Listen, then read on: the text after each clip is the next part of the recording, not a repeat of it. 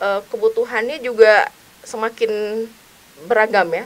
Contoh betul. gini, apakah rumah sakit hanya untuk orang sakit? Ya, betul. Kenapa nggak untuk orang sehat tapi ingin menjadi lebih sehat dan Ganti produktif? namanya nanti, rumah sehat. Ya enggak sih ya. Cuman saat saya buka daftar isinya, ada yang menarik, Bu. Yang saya tercengang-cengang dan kaget. Di ragam pengobatan tradisional, ada pengobatan tradisional air doa. Iya. Apa yang Ibu sedang pikirkan saat menulis itu? Yes, betul. Jadi saya paham ya. Namanya tadi ya, menulis itu adalah jendela hati menurut saya. Jadi saya hanya menuangkan apa yang saya rasakan, apa yang saya alami dalam perjalanan hidup. Itu adalah bagian dari kami meningkatkan cakupan ya, hospital without wall begitu ya, untuk mendekatkan diri kepada masyarakat. Luar biasa. Dan yang terakhir, rujukan ambulans ini tidak kalah penting. Jika ada rekan-rekan sadulur salembur yang perlu keluarganya dirujuk dari sebuah rumah sakit ke rumah sakit lain, atau dari rumah sakit lain ke rumah sakit Cibinong, bisa kontak dengan tim Cager juga. Oh, iya, gitu. Tentu jadi, tarifnya kan kalau punya BPJS ditanggung BPJS loh, Kang. Oh.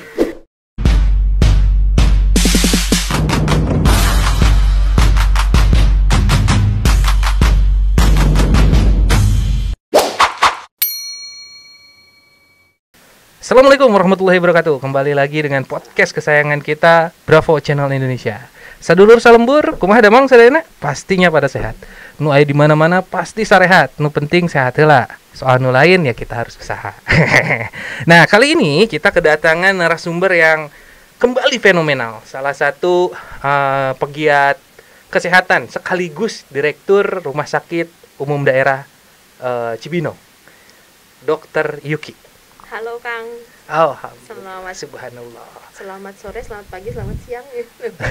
Gak tahu nih nanti kapan tayangnya. Tapi Ibu gimana, sehat? Alhamdulillah sehat. Alhamdulillah, luar biasa. Tadi hujan cukup panjang nih, kita baru jadi mulai nih. Ya, alhamdulillah hujan. Ya. Kemarin kita kekeringan ya iya kan. Alhamdulillah hujan berkah. Berkah. Ibu Yuki, nama lengkap siapa Ibu? Nama saya Yuki Mestisia Ananda Putri, panjang ya. Panjang ya. Ya, ini luar biasa sih namanya. Bu dokter ini dirut ya Bu ya? Direktur ya? Ya, saya direktur. Direktur RSUD Cibinong. Cibinong, waduh adanya di kota ya. Luar biasa. Nah, sebelum kita mulai lebih lanjut nih Bu, saya mau tanya dulu nih. Ibu udah berapa lama di Cibinong? Saya alhamdulillah 1 tahun ya Kang, nggak kerasa ya. Wah, luar biasa. Tanggal berapa itu dilantik pertama kali? Waktu itu November sih kalau nggak salah ya. November. Oktober. 2022 berarti ya? 2022. Nah, itu ceritanya bisa jadi dirut di RSUD gimana? Awal kisahnya deh. Saya pengen tahu apa memang ada pengalaman-pengalaman yang lain terkait manajemen rumah sakit gitu. Siap-siap, Kang. Kebetulan saya sebagai ASN alhamdulillah sudah berkarir kurang lebih 16 tahun ya. Jadi saya mengawali sebagai dulu PTT ya, dokter PTT, CPNS juga di rumah sakit Ciawi, Kabupaten Bogor. Di Bogor ya. Juga. Jadi meniti karir bukan sebentar ya. Jadi mulai dari pelaksana sampai dengan terus PLT Direktur RSUD Cibinong. Ciawi. RSUD Ciawi. Pernah jadi PLT juga. Ya, kemudian baru dilantik ke Cibinong. Seperti itu. Seperti itu. Nah, Bu, untuk Ibu sendiri pengen tahu nih, kan motivasi seorang dokter. Yang lain belum saya tanya, cuman Ibu perdana. Kenapa pengen jadi dokter awalnya?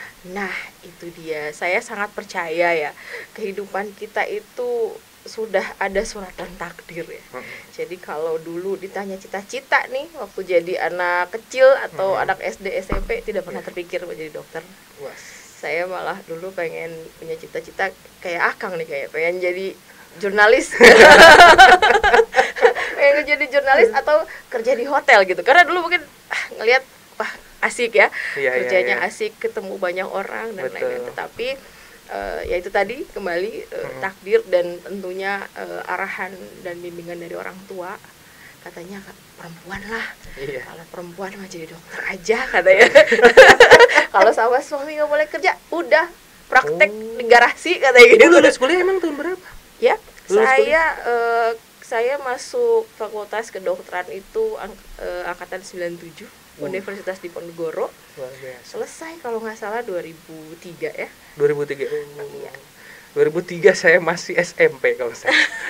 Berarti saya manggilnya kerasa tua banget ya aku. Padahal tetap kerasa muda loh.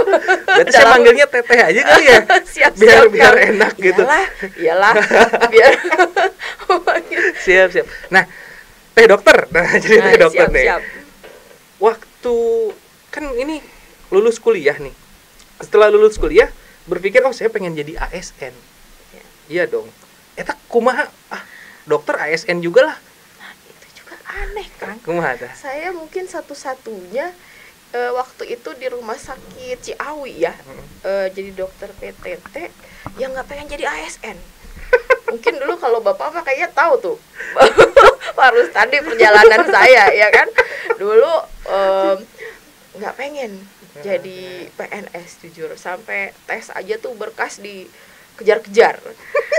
Karena saya pengen saya mau kerja di waktu itu di rumah sakit swasta ya. Biasa kalau dokter tuh kan boleh 3 tempat praktek ya. Jadi betul. Udah nyaman di swasta gitu, nggak mau kerja di RSUD gitu kan. Nah, gitulah biasalah, atau mau sekolah spesialis abis ini gitu kan. Gitu. Nah, ya tetapi kembali lagi takdir, saya malah waktu itu jadi diangkat CPNS pakai pengumuman itu loh, yang tes zaman presiden siapa ya, SBY kalau nggak salah gitu ya, angkatan pertama ya.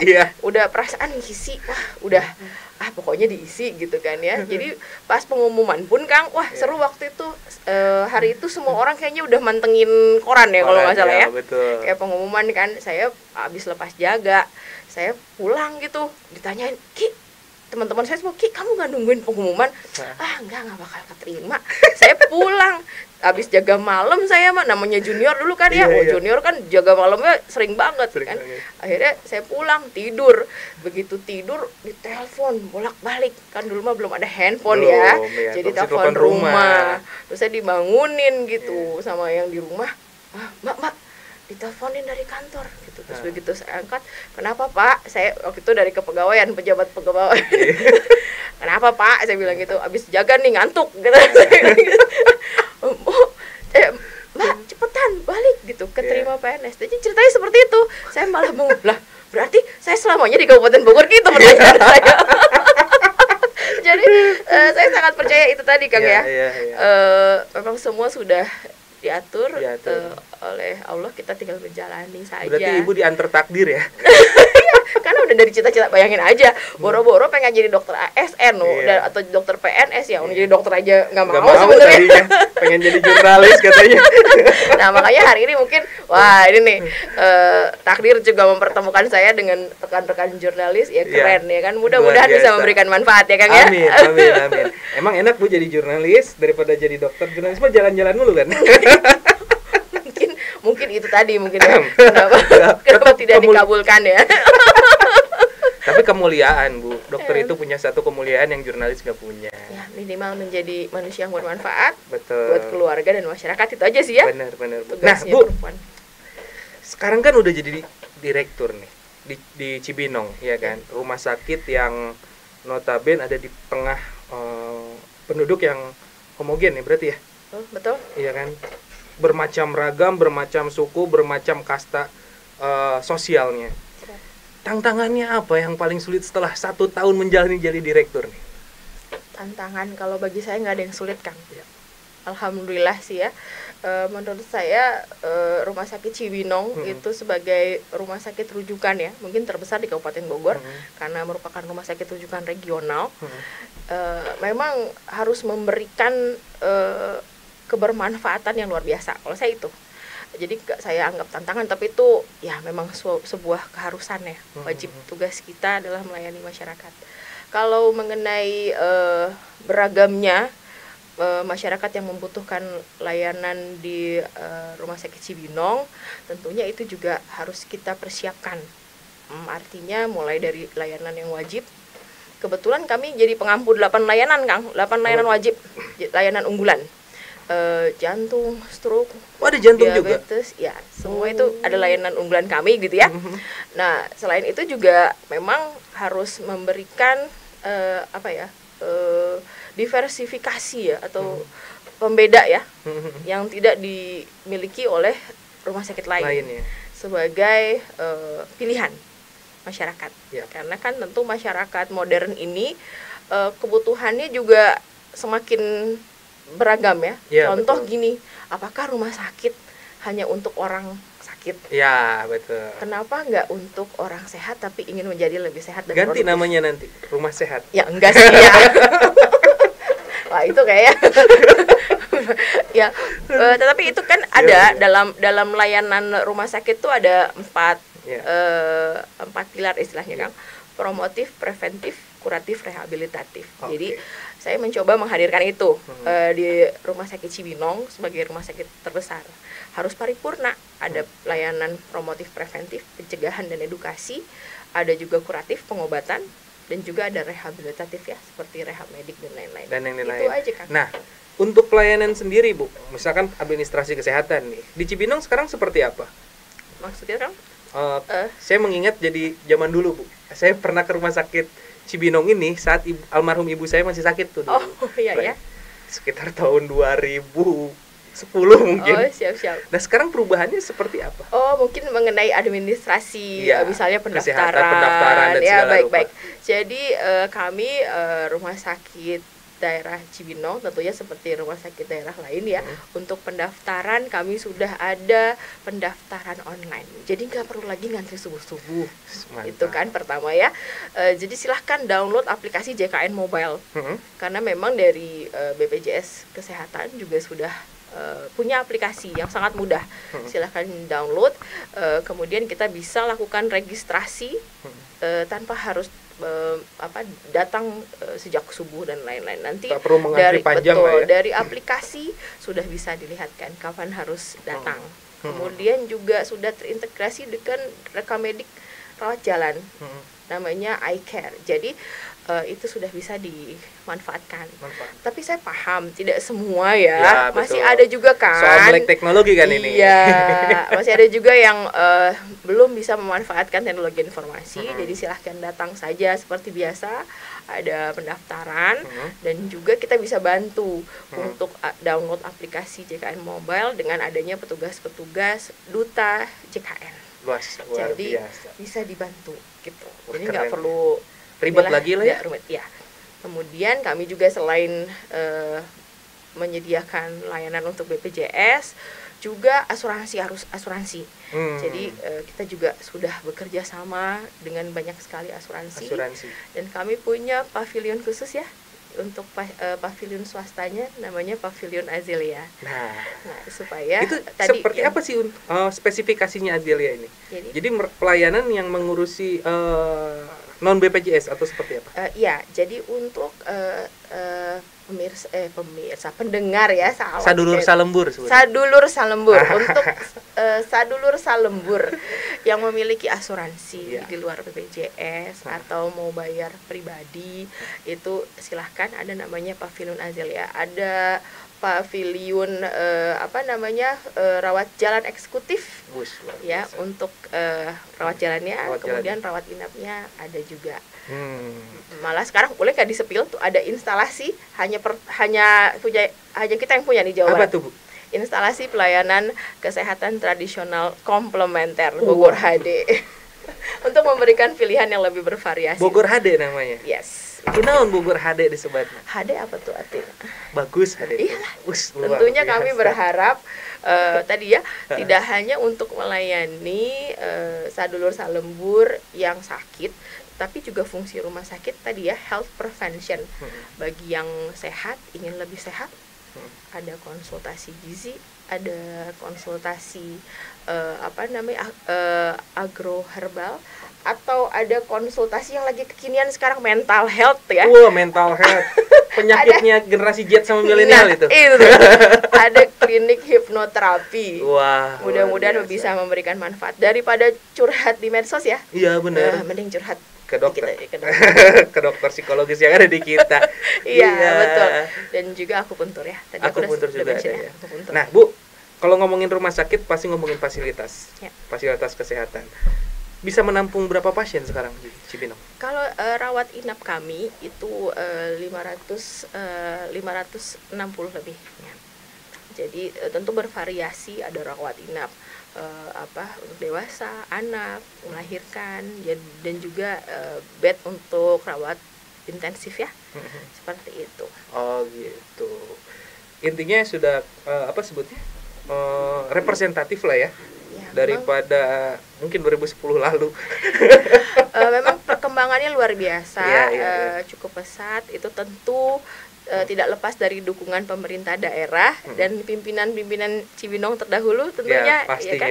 Karena itulah tugas kami memang hadir di Kabupaten Bogor untuk memberikan layanan yang terbaik bagi masyarakat, ya kan? Dan terus maju terus, continuous improvement istilahnya kalau dari ilmu perumah sakitan mah gitu ya. Terus Bu, saya tadi ngebaca buku. Ini ibu yang nulis. Ibu yang nulis tentang tradisional komplementer alternatif. Karena pengen jadi jurnalis ya kayaknya. Iya, karena kelamaan jadi dokter ya kan, tertahan hasrat penulisnya, tiba-tiba jadi buku gitu. Coba-coba Kang ya. Jadi mohon maaf apabila masih banyak kekurangan. Namanya juga bagus menulis itu adalah jendela hati katanya begitu ya. Mantap. Ya kan. Berarti curhat ini ceritanya. Curhatnya di buku. Iya betul. Based on experience tentunya, dan tentu sedikit tentang keahlian juga ya. Luar biasa. Keren. Jadi sejak kapan Bu menulis?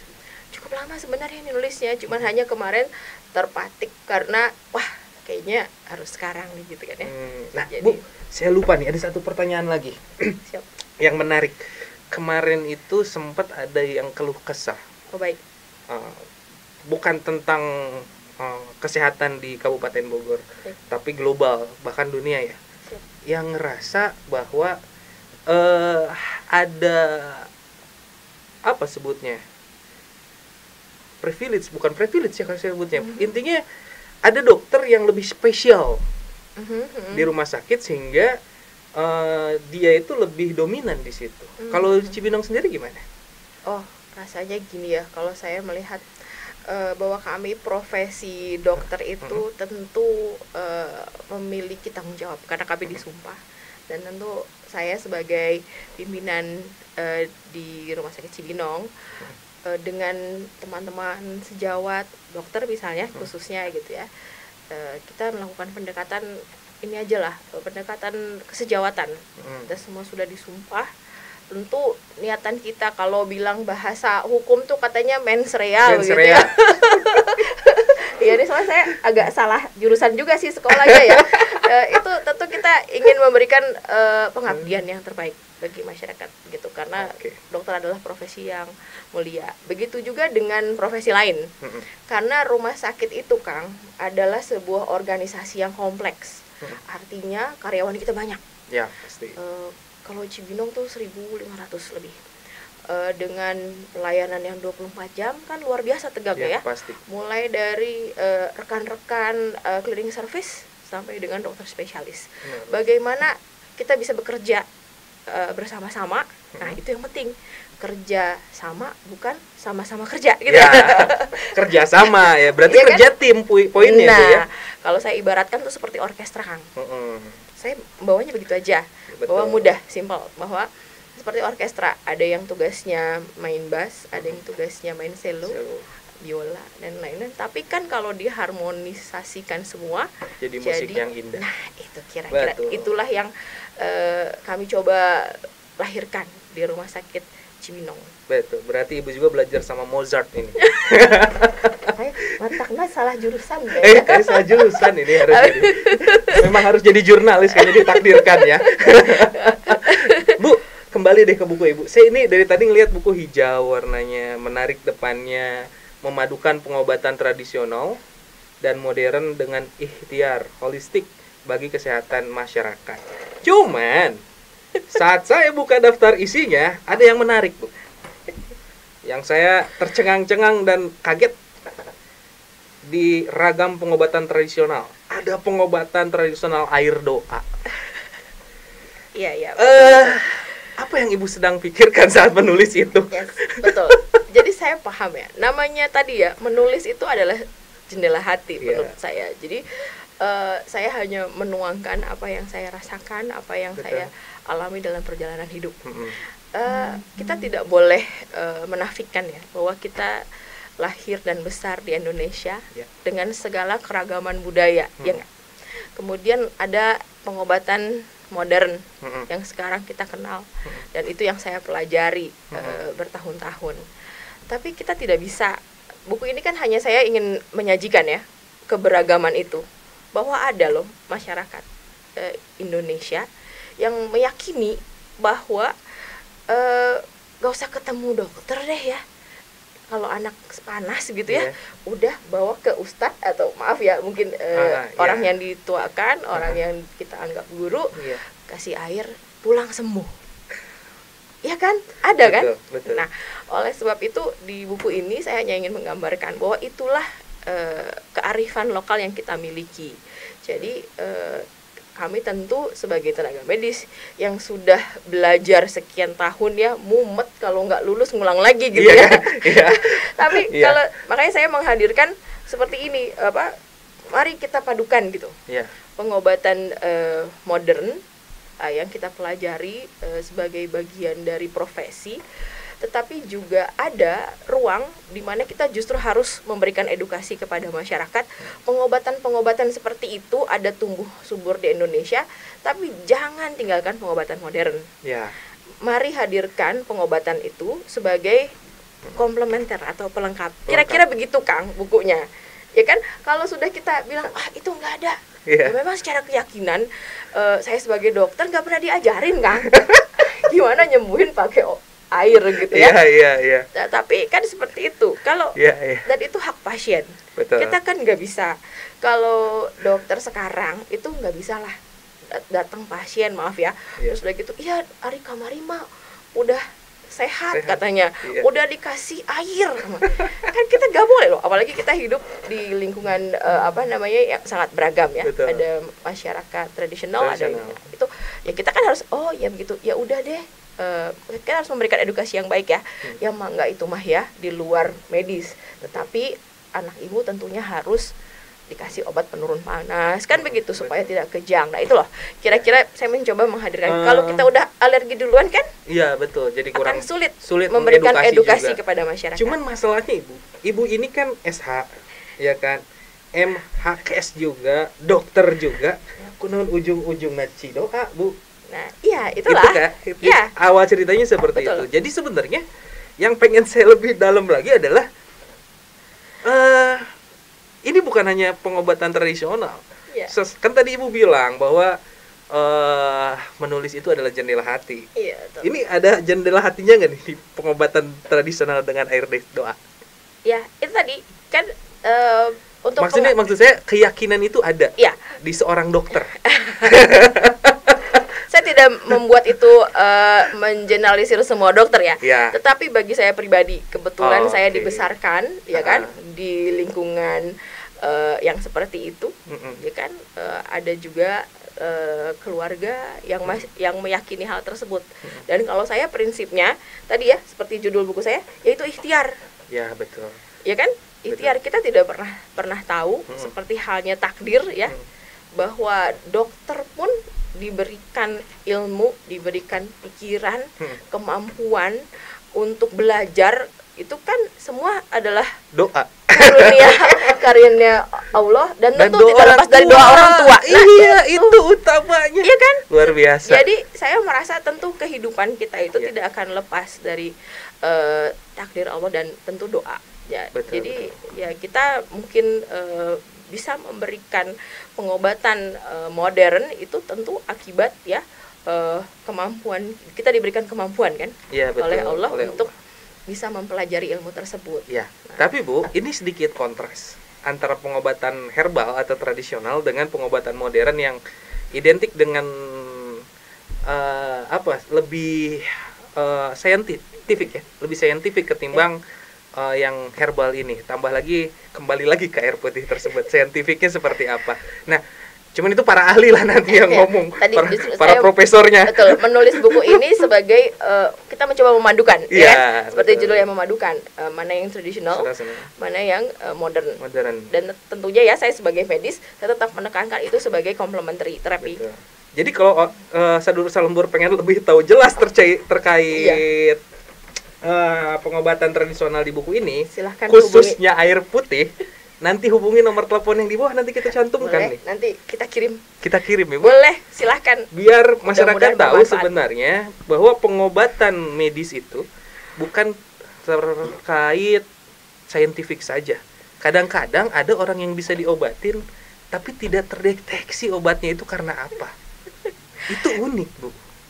Kalau di buku ini juga saya menggambarkan ya bagaimana lahirnya pengobatan modern.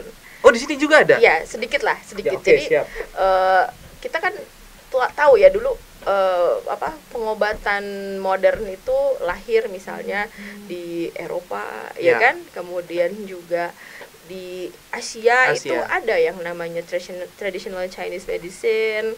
Kemudian juga Indonesia punya jamu-jamuan itu, herbal ya seperti itu. Nah, itu kan kearifan lokal masing-masing yang kemudian kalau center di Indonesia mungkin kebanyakan tidak menggunakan center pendidikan kedokteran ya di Indonesia tidak menggunakan traditional medicine. Tetapi di negara-negara lain kan ada, seperti di China ya.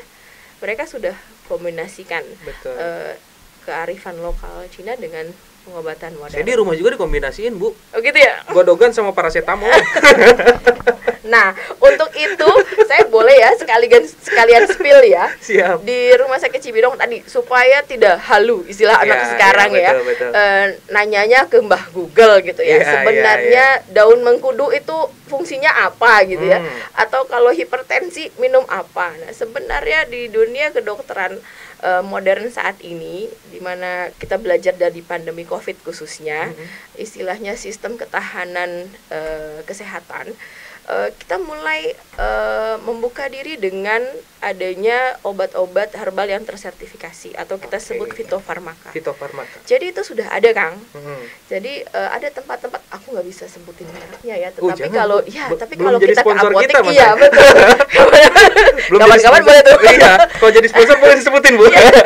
Jadi kalau kita lihat di rak-rak farmasi, itu ada logo obat ya, logo obat herbal, kemudian ada BPOM-nya, ada gambar-gambar, ada obat batuk sekarang, kemudian obat herbal itu udah ada BPOM-nya sekarang. Ada.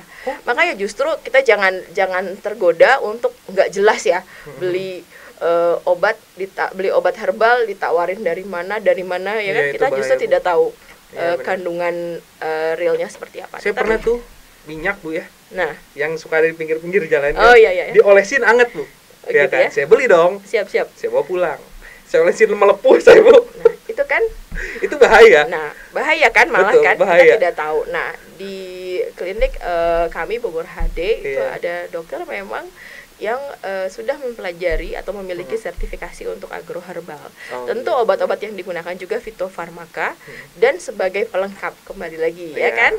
Jadi kalau ada orang sudah kronis sakitnya bisa diabetes atau hipertensi, tetap kita akan menganjurkan untuk berobat ke dokter spesialis yang ahlinya ya.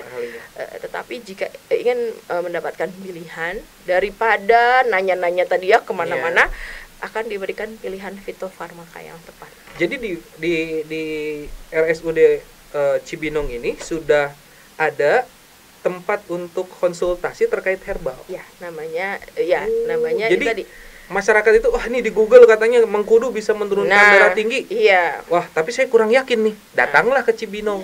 RSUD Cibinong konsultasikan di situ. Daripada ragu kan? Iya. Nanti akan diberikan kan tentu diperiksa juga gitu kan. Untuk biasanya kita masih menggunakan agroherbal itu untuk penyakit yang tentunya ringan ya kan? Ringan. Jika sudah tadi ya kronis penahun, tentu harus menjadi ranahnya pengobatan modern. Nah, Bu, pengobatan herbal ini berarti sudah berjalan berapa lama di Cibinong? Kurang lebih 1 bulan. Bogor HD-nya tadi. Bogor HD, yes. Sudah sebulan jalan. Ya. Bagaimana minat masyarakat? cukup banyak, terutama tadi ya akupuntur, kemudian tentu klinik nutrisi ya, jadi gizi. Jadi bagaimana, nah kayak saya nih alhamdulillah naik turun 2 kilo loh. Wah, 1 bulan. Mudah-mudahan nggak naik lagi ya. Konsultasi ya.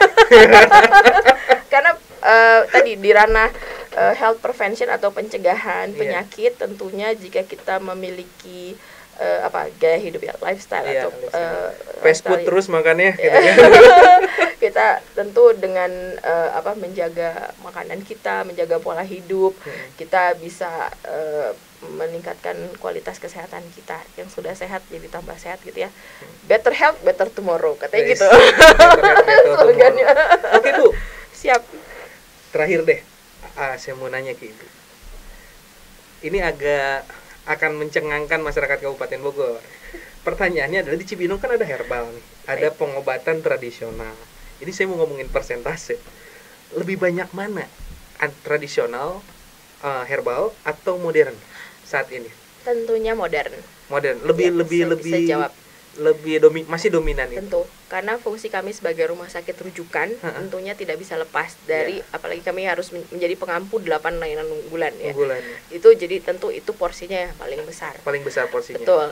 Dan tadi ranah untuk agroherbal saat ini posisinya ada di komplementer dan preventif. Ya, jadi tidak masuk ke dalam ranah pengobatan unggulan kuratif tadi. Ya, unggulan. Ya. Siap. Nah, Bu, dengan adanya pengobatan herbal dan inilah yang Ibu promosikan, yang Ibu ke depan, yang anggaplah sebagai komplementer tadi di Cibinong, pastinya ada pro dan kontra. Pastinya. Iya dong. Masalahnya mereka yang merasa scientific gitu kan. Sesuatu yang logis. Betul. Itu bisa dihitung, bisa dinilai, bisa diteliti, pastinya kontra sama itu. Gimana Ibu menghadapinya? Justru itu, kenapa saya memberanikan diri Rumah Sakit Cibinong hadir untuk layanan agroherbal khususnya, karena kami sudah bergabung atau bersatu dengan FK IPB University. Wes, luar biasa. Jadi kami adalah rumah sakit pendidikan dari Fakultas Kedokteran IPB yang pernah jadi kontroversi juga ya, masa IPB gitu ya buat FK gitu ya. Tetapi kami sangat paham dengan visi misi dari IPB, apalagi sudah mengalami sendiri pandemi COVID ya kan. Nah, justru dengan kami sebagai rumah sakit pendidikan bergabung dengan FK-IPB University, harapannya ke depan kita akan memperkuat penelitian di bidang itu. Jadi kalau di bidang fitofarmaka itu obat herbal misalnya ya, hanya bisa digunakan secara luas jika sudah lulus uji klinis, ada tahapannya. Tapi kebayang Bu. Nah, ke depan kita ingin mengambil peran itu. Jadi jangan sampai ya di mana sih kita menjadi riset gitu.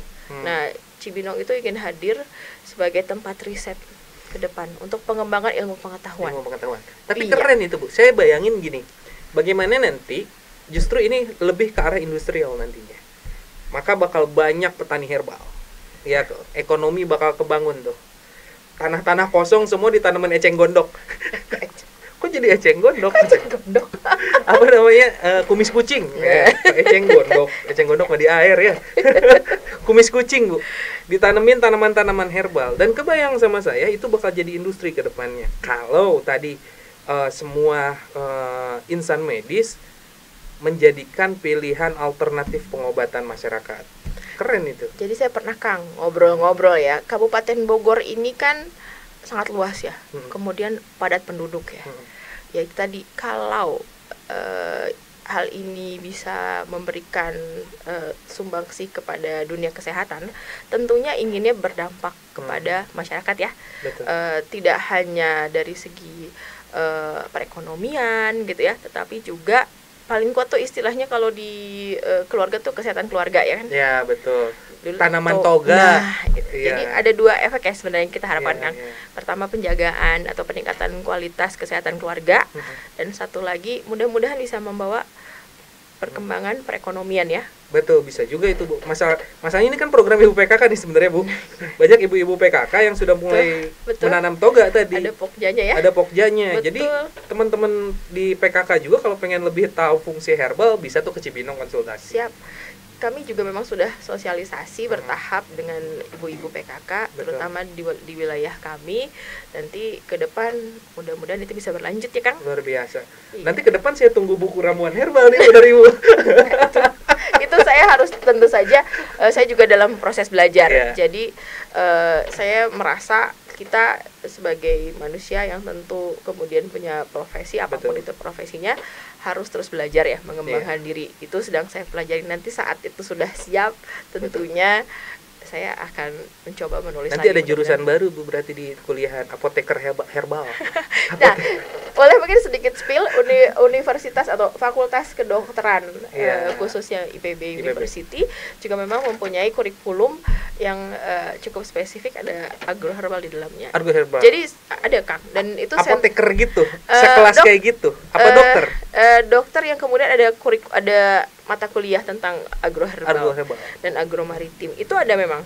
Dan makanya kami untuk di Jawa Barat mungkin pertama ya, tetapi di daerah-daerah lain seperti Jawa Tengah dan Jawa Timur ada juga kok memang center-center rumah sakit yang sudah mengembangkan ini. Gitu. Keren, luar biasa.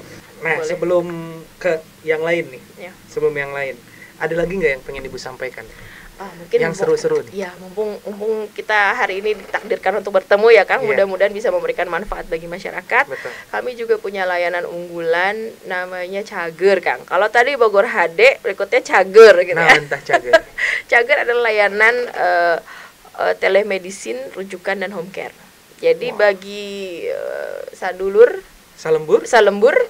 yang maaf ya membutuhkan layanan tapi nggak bisa ke rumah sakit, silakan telepon Cager untuk pelayanan home care. Jadi tim kesehatan kami yang datang ke rumah. Ya, misalnya suntik vitamin, kemudian rawat luka pasca operasi, daripada heboh ya pasiennya dibawa gitu pasca stroke, lebih baik kontak nomor Cager, nanti tim kami yang datang. Itu pertama. Kemudian kedua, kalau nggak bisa datang juga tetapi ingin konsultasi, zaman sekarang ya lewat telekonsultasi bisa. Konsultasi juga bisa kepada dokter-dokter, tentunya dengan kategori sakit misalnya ringan dan sedang. Nanti akan konsultasi dengan dokter, bisa dilanjutkan konsultasinya melalui telekonsultasi atau telemedicine Cager, maka obat akan dikirim gitu ya. Tapi kalau memang tidak bisa, akan disarankan untuk ke rumah sakit begitu. Ke depan bakal bikin APPS ini, aplikasi. Sudah ada. Namanya berarti Cager. Namanya Cager. Jadi di aplikasi itu pelayanan pelayanan jarak jauh ya. Iya, betul. Pas sekolah SD jarak jauh gitu. Pelayanan jarak jauh bisa dipakai di situ. Ya, nggak dibayar sendiri lah. Enggak, kalau untuk dari rumah sakit lain ke Cibinong. Ke Cibinong. Iya, akan kami. Kalau dari rumah ke Cibinong? Dari rumah saat ini belum bisa ya Kang ya. Belum bisa ditanggung oleh BPJS. Akan tetapi tentu kita tetap berusaha ya melakukan audiensi kepada BPJS. Mudah-mudahan seiring dengan waktu dan cakupan layanan yang kami berikan akan bisa di cover juga oleh BPJS. Ya, BPJS jangan terlalu kaku lah. Bu, saya ngopi dulu ya. Insya Allah, yakin sih. Tentunya BPJS juga sangat membantu kami dalam layanan kepada masyarakat. Keren. Gitu. Itu jadi, dan kalau ini malah kalau punya social event, punya event olahraga turnamen, perlu tim kesehatan, tim Cager juga bisa hadir. Bisa itu? Ya, jadi saya mau bikin event bola nih, misalkan main bola ya kan. Tim medisnya nggak ada, takut ada yang cedera, bisa telepon Cager. Kontak Cager. Ada tim medis. Turnamen golf, ya, tenis, udah pernah kita, alhamdulillah, bola, futsal sudah pernah punya pengalaman. Tentunya akan kami kirimkan tim yang memang sudah terlatih untuk sport ya. Nah, Nisa Dulur Sambur lagi musim bola sekarang ya kan, karena ada kontestasi yang satu lagi, jadi ngadain bola banyak gitu kan. Nah, perlu tim medis ada di Cibinong, pakai Cager ya. Namanya Cager. Luar biasa. Siap. Mantap. Kembali lagi nih Bu. Kayaknya ngobrol sama Ibu makin asik aja, makin dalam aja nih. Saya penasaran banget bagaimana mungkin RSUD Cibinong yang notabene 10 tahun lalu berarti ya, 20 tahun lalu punya image seperti itu di tengah kota, sekarang berubah dengan tadi step by step, perlahan-perlahan. Pertanyaan saya nih, ke depan mau seperti apa? Oh ya, tentunya insya Allah ke depan tugas kami tentu dalam memberikan layanan terbaik itu harus mengikuti perkembangan teknologi dan zaman. Itu tentunya. Contohnya saja kami memiliki layanan unggulan terbaru, misalnya jantung gitu ya. Kami sekarang sudah bisa melakukan cath lab, kateterisasi yang buat jantung, serangan jantung ya, itu ya. Tentu ke depan akan berkembang lagi sesuai dengan kebutuhan masyarakat. Mungkin untuk penanganan aritmia atau kemudian jantung anak seperti itu. RSUD katanya cuman ada 2 yang punya cath lab itu ya? Ya. Cibinong dan Ciawi. Betul. Jadi karena kami punya 8 layanan unggulan, tentunya Kang semua harus direncanakan secara matang.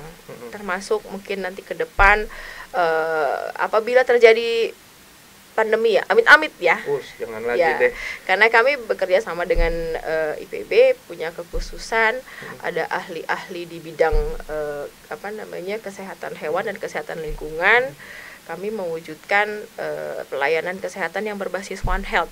Itu kalau ngebahas One Health bisa 1 episode kita Kang, ya kan? Next time kita bahas One Health. Tapi saya sedang doktoral untuk itu. Jadi jadi jangan disepil sekarang ya kan. Siap. Mohon doanya supaya lancar gitu ya. Bisa disegerakan. Bu, siapa? Makin seru nih. Iya. Terakhir deh Bu deh. Baik. Pertanyaan saya terakhir. Baik. Di RSUD Cibinong pakai air doa juga? Pakai, enggak dong. Kita kan tidak melayani untuk hal itu ya. Siap. Akan tetapi tentu kita tidak menutup kemungkinan bahwa pasien yang datang sudah menyampaikan, kadang gini loh, pasien tuh dari jauh gitu ya, datang ke rumah sakit deg-degan kan ya, aku cerita apa enggak gitu kan, bahwa aku sudah melakukan itu ya kan, atau minum obat misalnya herbal, cerita atau tidak. Nah, minimal buku ini bisa membuka, ya kan, membuka wawasan, tentu tidak hanya bagi masyarakat tapi tentu bagi teman sejawat bahwa itu ada loh. Betul. Dan bagaimana kita menyikapinya saat kita menghadapi tersebut, bagaimana memberikan edukasi, bagaimana memberikan keyakinan, ya kan, bahwa oke, itu silahkan dilakukan, ayo, tapi ini loh yang harus dilakukan. Tujuannya tadi ikhtiar holistik bagi kesehatan masyarakat. Yang penting masyarakat cager tur hadek. Siap, mantap. Jadi memang suka ada Bu, kadang-kadang saya juga suka ngeliat ya, datang ke dokter gitu, Pak, padahal tos dijampe ya teh, gitu. Tapi dokter bingung ngejawab, nah aku mah ya iya. Nah disinilah ada penjelasan tersebut. Ya supaya minimal dokter, oh begitu, kan gitu ya. Berarti nih selain para dulur salembur yang berprofesi dokter juga kayak cocok baca ini nih. Memberikan wawasan baru, ya kan? Wawasan baru. Mudah-mudahan. Keren sih Bu, karena hal itu nggak saya nemuin di cara berpikir umum. Akang menyangka tidak kalau sekarang itu kita untuk ngobrol dengan audiens kita saja sudah melalui podcast digital seperti ini, kan kita tidak pernah menyangka. Iya, tidak pernah menyangka. Jadi menurut saya itu bagian dari sebuah transformasi ya. Transformasi supaya kita semakin dekat dengan masyarakat. Kalau saya pikir begitu loh. Nah itu, cuman permasalahannya adalah sekarang mendekati ketidaklogisan teknologi, saya bilang sesuatu yang tidak pernah kita pikir masa lalu ini sekarang mendekati kan. Tiba-tiba ibu meluncurkan program herbal, di samping yang lain ada kesehatan atau dunia medis yang mendekati artificial intelligence. Kan ini kontras banget gitu. Kombinasi Kang, kalau saya bilang kontras. Kayak misalnya ke depan tetap ini tadi seperti layanan Cibinong, tetap untuk yang digitalisasi tetap kami lakukan. Jadi itu adalah tentu menunjang teknologi informasi, dan ke depan mungkin rumah sakit Cibinong mungkin tidak lama lagi akan memberikan layanan robotik misalnya. Tetap itu akan kami lakukan sebagai klaster layanan unggulan. Itu wajib. Jadi kalau disampaikan ada 6 pilar transformasi dari Kementerian Kesehatan ya. Jadi semua 6 transformasi itu harus kami lakukan. Memang bisa medis robotik? Loh kan sudah ada ya, banyak ya. Oh udah ya? Why not? Oke, operasi jantung ya kan? Ya kan, kenapa kami sebagai rumah sakit pendidikan tentunya akan mengejar ke sana. Ya kan? Betul. Kalau herbal ke robotik bisa gak? Itu kan komplementari Kang. Tapi bisa Bu, pakai AI kan, ya kan, nanti dia ngulek sendiri gitu kan jamunya. Bisa. Ya tapi itulah dunia ya. Kita harus bisa mengantisipasi perubahan-perubahan yang ada. Kalau di buku ini kan saya lebih menggambarkan bahwa ini loh keanekaragaman budaya, keanekaragaman hayati yang sudah tumbuh berabad-abad ya di Indonesia. Seperti hukum lah, kalau saya saya boleh ini kan ya, hukum itu kan di Indonesia ya ada pidana, perdata seperti itu ya. Betul. Administrasi negara kan juga ada yang berasal dari hukum adat. Ya. Kan nggak bisa hilang. Betul. Iya, seperti itu. Kesehatan juga seharusnya seperti itu. Nah, luar biasa. Kapan kita memberikan ruang minimal buat memberikan edukasi ya kan? Saat pasien curhat. Iya. Ya. Mas yang jadi tempat curhat yang nggak tahu apa-apa kan malu.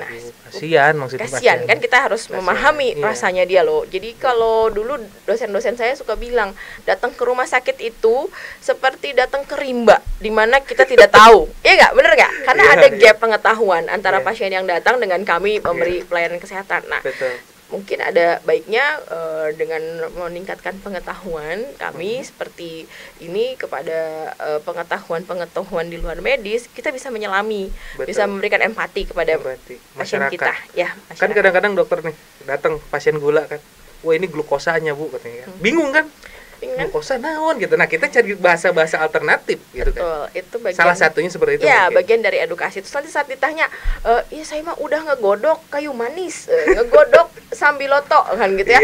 Ya kita kan ya itu memang ada kan. Nanti kan bagaimana kita memberikan edukasi. Bu, penyakit ibu sudah begini. Penyakit bapak begini, maka baiknya minum obat modern, maksudnya yang sudah diresepkan oleh saya kan, seperti itu. Ya keren.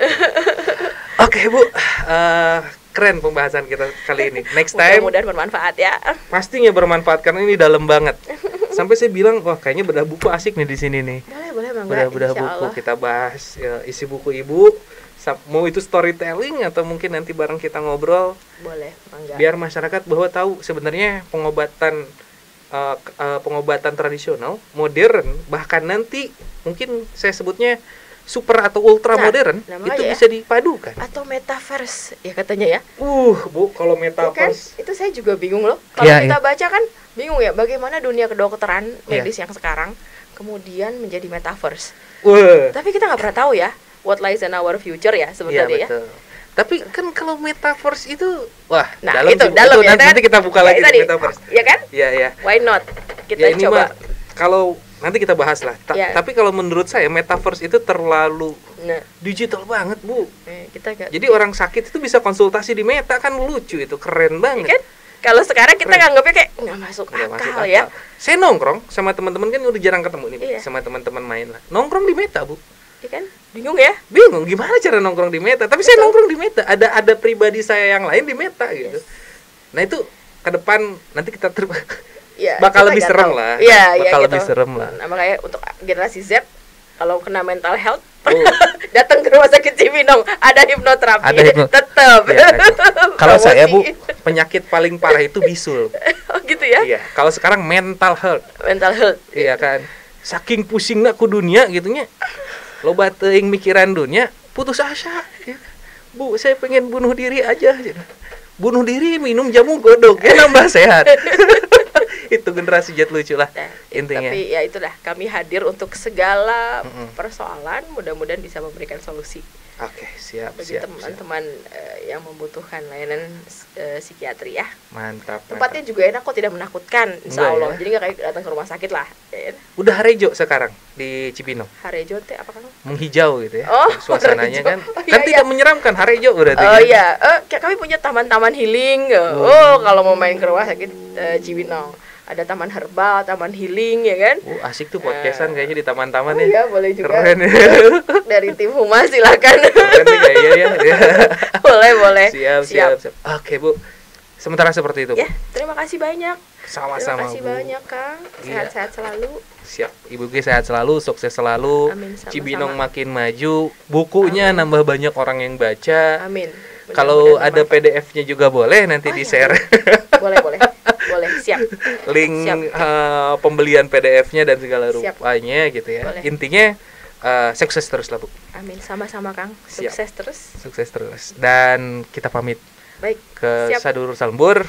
Cukup alhamdulillah pembahasan dari kita soal banyak hal tentang kesehatan dan khususnya di RSUD Cibinong dan inovasi-inovasi kesehatan dari Ibu Yuke. Next time kita bakal bahas sesuatu yang lebih menarik lagi. Saya dan bintang tamu pamit. Mangga Bu. Assalamualaikum warahmatullahi wabarakatuh. Bravo Channel Indonesia selalu di hati kita.